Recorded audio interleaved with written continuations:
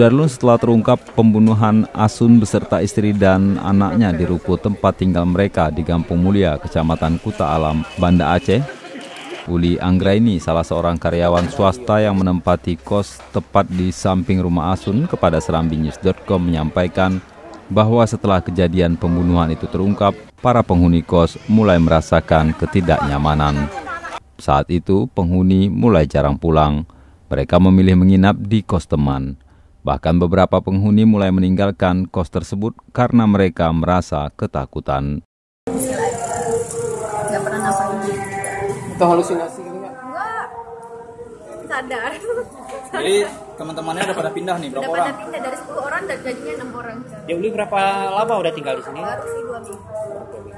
2 minggu tinggal sini setelah kejadian. Setelah kejadian kita pindah juga. Tidak ada aktivitas apa-apa di toko tuh setelah kejadian itu? Aktivitas. Nah, maksudnya ada yang angkut barang nggak ada? Enggak ada. Mungkin ada sedikit terdengar suara-suara ini. Iya, suara-suara ada. Karena kan kosong ruangan kita juga. Jadi terdengar jelas kalau ada suara apa. Di Uli sendiri kerja di? Di distributor. Dari Banda Aceh, Misran Asri, Serambion TV.